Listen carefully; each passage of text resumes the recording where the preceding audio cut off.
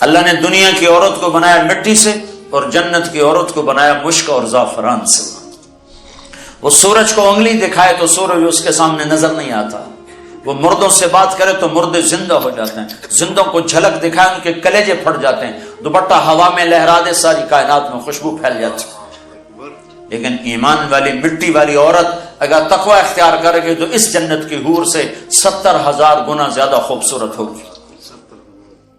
اللہ نے عورتوں کے حقوق رکھے ہیں، یہ ماں کی شکل میں ہو تو میرے نبی کا فرمان ہے کاش میری ماں زندہ ہوتی اور میں عشاء کی نماز کے مصلی پر ہوتا اور میں سورت فاتحہ شروع کر چکا ہوتا اور ادھر سے میری ماں مجھے کہتی بیٹا محمد، تو میں اس کی خاطر نماز توڑ دیتا اور میں کہتا جی اماں جان۔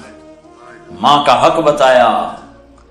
اسلام نے تو عورت کو عزت بخشی، عورتوں کا مجمع ان کی نسبت سے تھوڑی بات کر رہا ہوں، اسلام نے تو عورت کو عزت بخشی، مغرب نے تو عزت نہیں بخشی، مغرب نے تو عورت کو پاؤں کا جوتا بنا دیا، ٹیشو پیپر بنا دیا ہے۔ اسلام نے عزت بخشی۔ اس کا پہلا روپ بیٹی ہے، یہ بیٹی کے روپ میں آئے اور اس سے پہلے چلے جاؤ۔ اللہ نے آدم علیہ السلام کو بنایا مٹی اکٹھی کرو، مٹی اکٹھی ہو گئی، پانی ڈالو، گوندھ گئی، چھوڑ دی، وہ کالی ہو گئی، بلبلے چھوڑنے لگی، پتلا بناؤ، کیسے بنائے؟ ایسے بناؤ، ایسے بناؤ، بنا دیا، چھوڑ دو۔ ننگا پتلا آدم کا 40 سال پڑا رہا، ہوائیں چلتی رہیں، دھوپ پڑتی رہی، خشک ہو گیا، روح ڈالی، کپڑے پہنائے، جنت میں ڈال دیا۔ اگر اللہ چاہتا تو حوا کا پتلا بھی ساتھ بنا دیتا، مٹی اکٹھی کر کے گندھوا کے اور پتلا بنا کے ننگا ساتھ ہی ڈال دیتا، تو ننگا پتلا تو مرد کے لیے کشش کوئی نہیں، فرشتوں کو کیا ہوگی؟ اور بے پردگی تھی کوئی نہیں کہ تھا ہی کوئی نہیں، بے پردگی کس سے تھی؟ تھا ہی کوئی نہیں، تو دونوں پتلے ساتھ ساتھ بنتے، آدم کا بھی حوا کا بھی، دونوں ننگے ہوتے، پھر دونوں میں روح ڈالتا، پھر دونوں کو کپڑے پہناتا، پھر دونوں کو جنت میں ڈالتا۔ نا نا نا نا، ایک تو انتظار کروایا، انتظار کروا کے چیز عطا فرمائی اللہ نے کہ بڑی چیز کو ایویں نہیں دیا جاتا، کچھ تھوڑا سا مشقت میں ڈال کے دیا جاتا ہے۔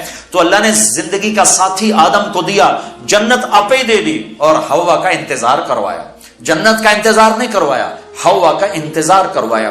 پھر مٹی نہیں اکٹھی کی، پتلا نہیں بنایا، پانی نہیں ڈلوایا، اور اسے ننگا نہیں ڈالا، بلکہ آدم کو سلا دیا، فرشتوں کی آنکھوں پہ پردہ ڈال دیا۔ جب آدم علیہ السلام کی آنکھ کھلی ہے تو اپنے پہلو میں ایک عورت کو مکمل لباس میں پردے میں پایا ہے۔ پہلے دن سے عورت کو عزت سے بنایا ہے، کہا آدم تیری پسلی سے نکالا ہے۔ ادھر الٹے ہاتھ کی پسلی سے کیوں نکالا ہے؟ کہ ادھر دل ہے، کہ عورت ہر روپ میں دل میں جگہ پکڑتی ہے، ماں، بیٹی، بیوی، بہن، دادی، خالہ، جس روپ میں ہے اس کا مقام دل کے قریب ہے، دل سے دور نہیں ہے۔ اور اللہ تعالیٰ نے آدم علیہ السلام کو انتظار کروایا، اور آدم علیہ السلام کو جنت اچھی نہیں لگ رہی تھی، کلے گھابرے پھر دے آئے، ہوا ویکھی تو خوش ہوئے، کہنے لگے یا اللہ کون تیری بیوی؟ آدم علیہ السلام کال کی تھی اگوں ہے، تو اللہ تعالیٰ نے کہا مہر تو ادا کر، مہر تو ادا کر۔ کہنے لگے کیا مہر ہے؟ کہا میرے آخری نبی پر ایک درود پڑھ دے، یہ مہر ہے، یہ مہر ہے اس کا۔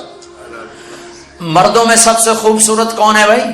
یوسف علیہ السلام مردوں میں سب سے خوبصورت ہیں، اور عورتوں میں سب سے خوبصورت ہے اما حوا۔ حوا تمام مستورات جتنی پیدا ہوں گی، جتنی پیدا ہوئی، ان سب میں خوبصورت ترین عورت حضرت حوا ہے۔ پہلے دن عزت سے پیدا کیا، پردوں میں بٹھا کے پیدا کیا، اور بیوی بنا کے ساتھ رکھا، اور حقوق رکھے۔ اگر بیٹی پیدا ہو تو میرا نبی فرماتا ہے 3 بیٹیوں کی شادی کر دو تو جنت واجب ہو گئی، 10 بیٹوں کی شادی کرو تو جنت واجب کوئی نہیں، 3 بیٹیوں کی شادی کرو تو جنت واجب ہو گئی۔ تو ایک صحابی نے پوچھا یا رسول اللہ 3 نہ ہو 2 ہوں؟ تو کہا 2 کی شادی کرو تو جنت۔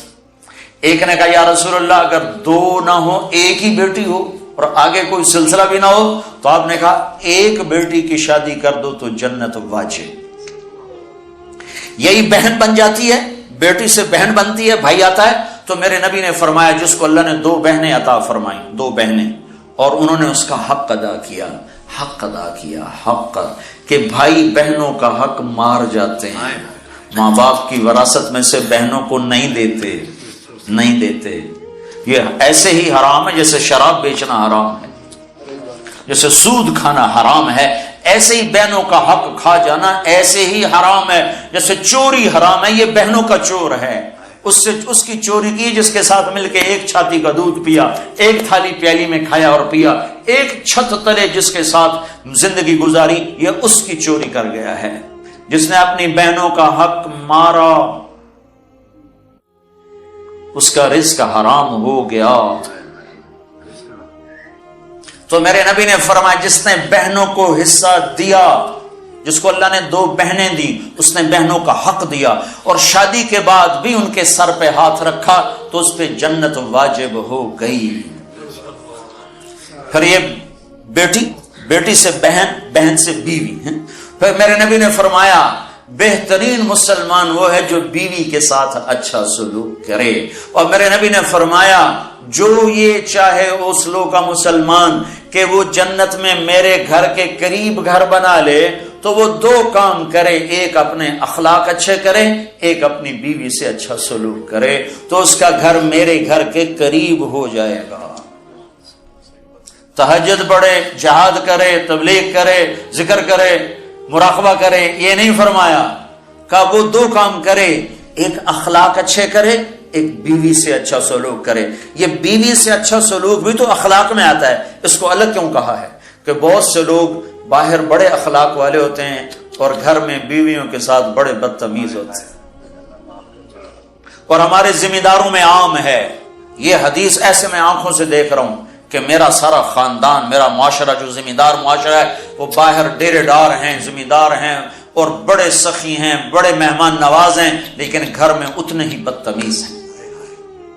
بیویوں سے ایسے سلوک کرتے ہیں جیسے نوکرانیاں، بیویوں کے ماں باپ کو ایسے گالیاں نکالتے ہیں جیسے انہیں گالی دینا ثواب کا کام ہے۔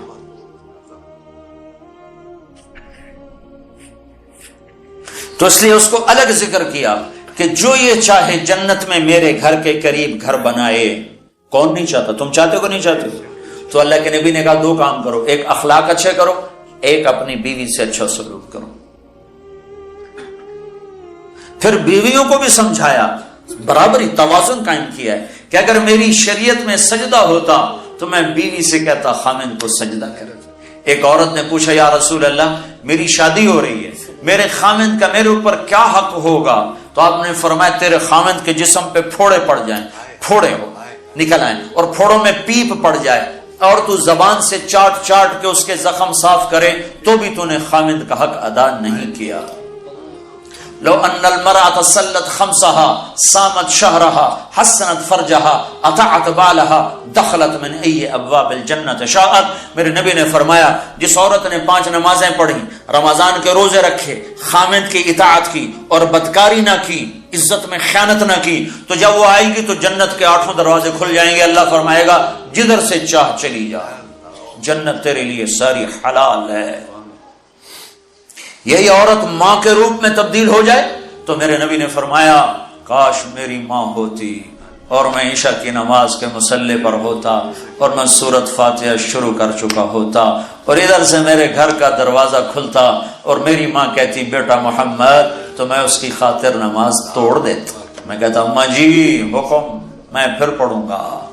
آپ نے فرمایا میں جنت میں گیا تو میں نے قرآن کی تلاوت سنی، میں نے پوچھا یہ کون تلاوت کر رہا ہے؟ مجھے کہا گیا یا رسول اللہ یہ حارثہ بن نعمان ہیں۔ میں نے کہا حارثہ؟ وہ تو مدینے میں بیٹھا ہے، ابھی مرا تو نہیں ہے کہ جنت میں اس کی تلاوت گونجے؟ تو ان فرشتوں نے کہا یا رسول اللہ ماں کی ایسی خدمت کی ہے کہ اللہ نے خوش ہو کر حکم دیا ہے حارثہ جب قرآن پڑھے ساری جنت کو سناؤ۔ کذالکم البر کذالکم البر۔ میرے نبی نے کہا ماں باپ کی خدمت یہی ہوتی ہے، یہی ہوتی ہے۔ صرف نماز روزے کا نام اسلام نہیں ہے، اور بھی دکھ ہیں زمانے میں محبت کے سوا، راحتیں اور بھی ہیں وصل کی راحت کے سوا۔ اخلاق کا بہت بڑا باب ہے جس کو امت نے بھلا کے رکھ دیا۔ انسانی حقوق تو پائمال ہو گئے، تباہ ہو گئے۔ یہ ماں ہے، ماں ہے، ہر روح میں عورت معزز اور محترم ہے۔